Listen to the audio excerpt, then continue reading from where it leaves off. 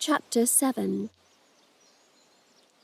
Cindy began walking back to the estate, taking a shortcut through the forest.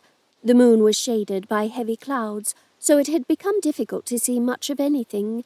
She was slowly losing her bearings in the darkness that engulfed her, although she enjoyed the silence. She was done with this day, done with this evening. After half an hour, she realized she was lost in the shrouded woods, had circled back toward Charles's house, and that only aggravated her even further. This had never happened to her before, but right then her mind had wandered somewhere else. The despairing moments from the past kept playing before her eyes. Meanwhile, her stepmother and stepsisters were on their way to the ball. Cindy was attempting to find a silver lining in the situation, but she was struggling to remain positive. She needed to clear her mind and determine which direction she should be headed in order to find her way home. Cindy's mind was reeling with vexing thoughts, even as she earnestly tried to clear her mind.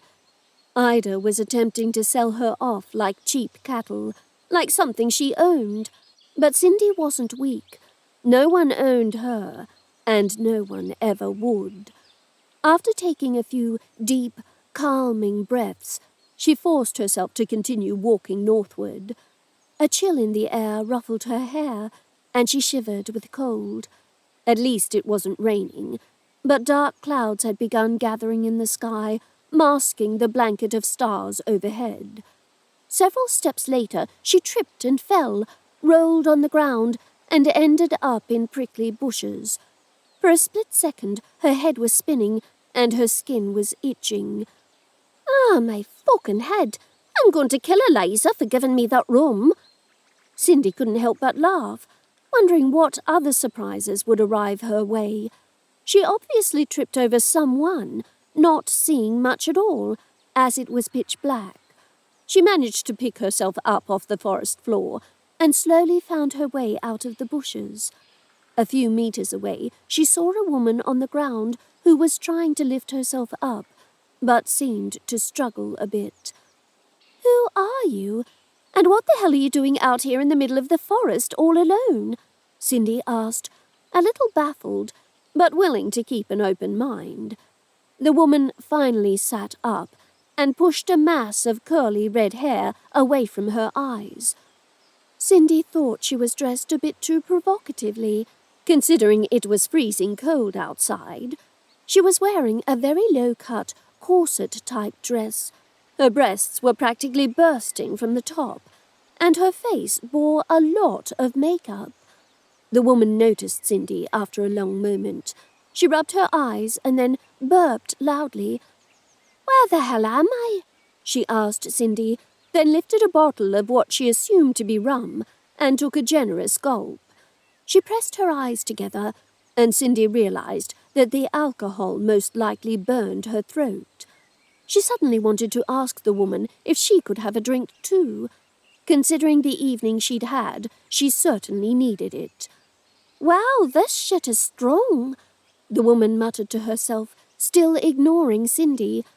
"After the evening I've had, I could really do with a strong drink too, you know," Cindy said as she brushed away the leaves from her clothes. The woman measured her up from head to toe, then burped loudly again.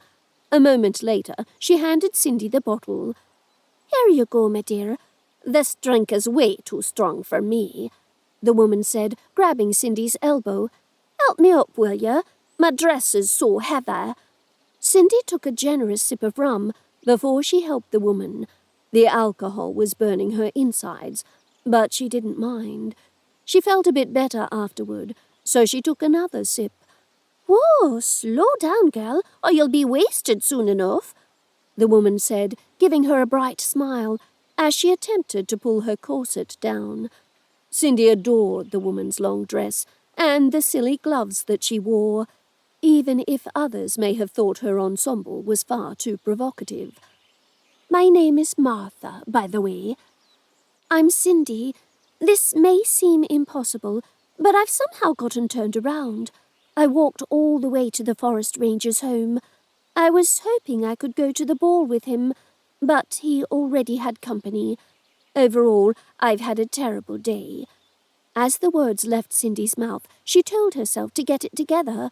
She detested sharing her problems, but Martha was a stranger, so perhaps it wouldn't be that bad. The ball. Fuck, my head is killing me. I shouldn't have trusted that stupid locksmith. I knew he would run away without paying me first.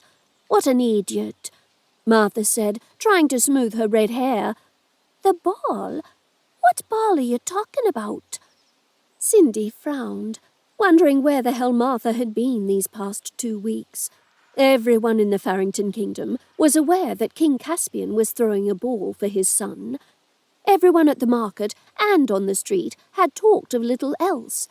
Posters were everywhere, and Cindy wondered if perhaps Martha had travelled from another kingdom tonight.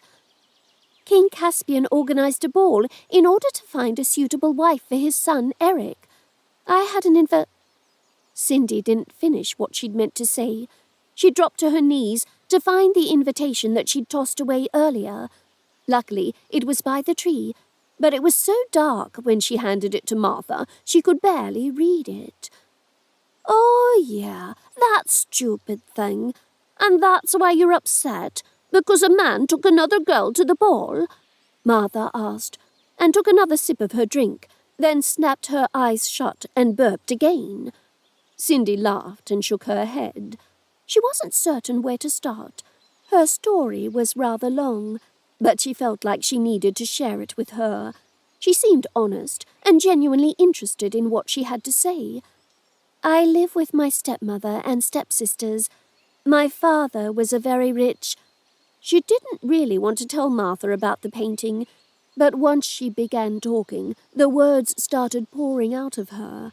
She talked about her father's passing, then of her stepmother, her dark times with the highwayman, the estate, and ended her story when she tripped over Martha's body. Cindy had no idea if Martha was even interested in her life, but she continued talking, feeling better about herself by the minute. At least she didn't have to bury all those feelings inside any longer.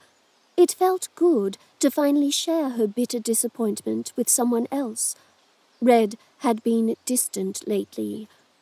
Once she was done, she recognized where she was. The estate was only half an hour away from here, and now the moon was no longer obstructed by the clouds. "What's your name again?" Martha asked after a moment of silence. Cindy thought that perhaps the alcohol must have affected her memory. "Cindy? Well, Cindy, I'll tell you what. You sound like a nice and reasonable young woman. That stepmother of yours is an asshole, and those stepsisters, well, they are just whores. Plain and simple. I work in the local brothel, so I'm not exactly a shining example of someone who knows what she's talking about. But come with me. My mother was a real fairy, and I do have magic running through my veins. Maybe we can figure something out together. But first things first, I need to find a cure for this dreadful hangover," Martha explained, and drank a bit more rum. Cindy was honestly ready to keep drinking with her. She knew for certain that she didn't want to just give up and return home. It was undoubtedly late, and the ball had already started, but perhaps she could still attend. She knew Martha was a prostitute, but Cindy didn't care. She wanted to go to the ball. Go where? I don't understand any of it. Besides, I have nothing to wear. Look at me, she said, angry that she hadn't hidden the painting from her stepmother. Martha laughed, and her huge breasts bounced up and down. "Come on, I'll sort you out. My magic is whispering that I should help you." She grabbed Cindy by the elbow and started dragging her through the forest, far away from Charles's home. Cindy was a bit apprehensive, knowing that she needed transportation to the ball as well. She didn't believe Martha could truly help her. Her father would turn in his grave if he could see her like this, filled with bitterness and misery. She knew she was better than that, and she shouldn't have allowed herself to be affected by her stepmother's actions. I can't believe your stepmother would want to marry you off to some toothless fat loser. She's a right bitch. I'm kind of proud of you for standing up for yourself." Cindy smiled to herself. Martha was right. Ida was rotten from the inside out. Ida was living in her house, eating her food, and spending her father's money. She was using the clause in the will to her own advantage. When Cindy had gone a little wild and gotten involved with the highwayman, Ida used the opportunity to take control of her father's wealth. Cindy had to confess it had been a smart move on her stepmother's part. They continued through the forest, and now and again Martha would take sips from her bottle, telling Cindy to slow down. She was having a bit of trouble keeping up with her. When they found their way back to the road, Cindy was much calmer. As they walked, Cindy found out that Martha was one of 7 children born to a peasant couple who lived in another kingdom. Her family was poor, and Martha decided to leave their farm as soon as she was old enough to work. Later on, Martha discovered that the peasant couple who'd brought her up weren't her real parents at all. She was a changeling, the child of a fairy who'd been left in place of a human child. Apparently, she learned of her parentage years later when her magical abilities began to manifest and had gotten her into a lot of trouble. Unfortunately, she never found her real parents. Cindy thought that it was an amazing story, and she also thought that Martha should have searched for her real parents. She never really believed in magic, but her father had told her several times when she was young that there were many other creatures on Earth besides humans. Martha wanted to help her, and she didn't want to offend her in any way, so she decided to go along with whatever she had planned. At that point, she had nothing to lose. Well, I had to earn a living somehow. The brothel in town was the only place that didn't stink and paid more than any job I could have ever done. So here I am. She ended her story with a smile. Cindy nodded with understanding. She had enough on her plate as it was to worry about the fact that people in town might see her walking around with a prostitute.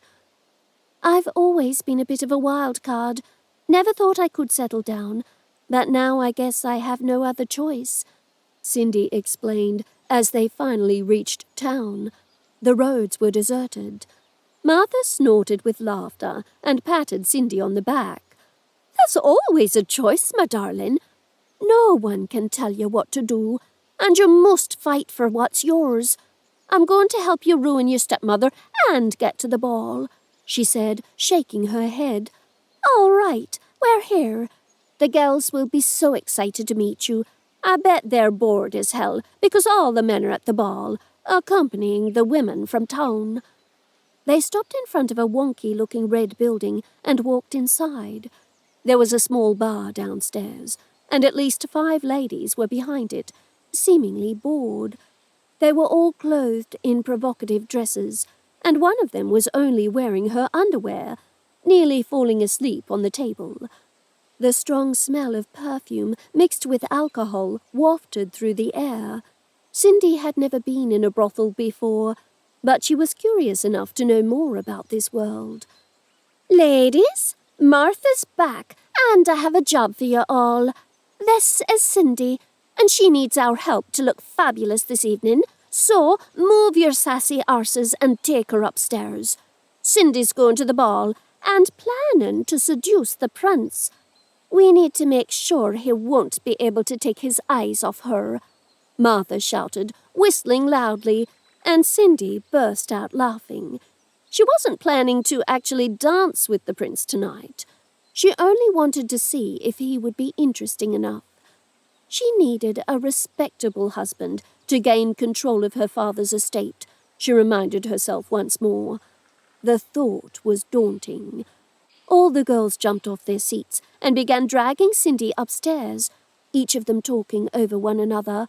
A few of them told Cindy that she had a great figure, and a lot of men would go crazy over her thin waist. She was attempting to listen to each one at the same time, but found it difficult. She was having so much fun when another girl brought in a bottle of wine. Before she could even explain what she wanted, the girls began pulling out beautiful dresses and removing her clothes. Cindy found herself in a large open room filled with colourful furnishings, cushions made up of various colours, small puffy chairs, and a table filled with all sorts of bottles. She was trying to protest, but in a matter of minutes she was standing in the middle of the room in only her underwear, while Giselle, one of the long-legged blondes, started asking her which one of the 5 dresses she liked the most. "I mean, this one is going to highlight your beautiful eyes, but I think red is going to make you stand out in the crowd. I've seen all the ladies wearing silver and cream tonight. So boring. And your breasts will look amazing in it," she explained, giggling away. Cindy wasn't certain if she wanted to display her cleavage so provocatively, but she continued to try on dress after dress, until she slipped on an exquisite long red gown that accentuated her curves. It was sparkly, with tiny inlaid crystals shimmering like diamonds throughout the entire dress. She had to admit to herself that she looked stunning, better than ever before. "And now we need to add jewellery and shoes," Martha said, scanning Cindy from head to toe. "Stick with us, girl, and you'll be just fine. And tomorrow, when you get your prince, tell your stepmother to get lost." Cindy didn't have a chance to thank Martha, because the other girls seated her in a chair and began sorting out her hair and applying makeup on her face. Her long hair hung in tangled waves, because she never really had the time to brush it. It took a while for the girls to get her hair just right. After an hour or so, she stood in front of the mirror, not recognizing herself at all. Her blonde hair was curled and pinned up in a fabulous bun. She wore long, silky white gloves, and a beautiful red dress that shimmered in the soft lighting as if it were embodied with 1,000 crystals. Someone had given her matching 6-inch high heels, and as soon as she tried to walk in them, she struggled a bit, but overall she couldn't stop staring at herself in the mirror. The heels she'd have to get used to. "Oh, my Lord, I look beautiful. I can't believe it," she whispered, completely stunned by her own beauty. She was used to wearing old, threadbare dresses or men's clothes for hunting, so this, looking like a real princess, was odd. "No, silly, don't you dare cry on me. You'll ruin your makeup and we'll have to start over. Now come on, let's get you to that fucking ball," Martha shouted, and all of a sudden the girls were pushing her out of the door, talking at the same time again. She was moving through colourful corridors and then downstairs, finally realising she was truly going to the ball.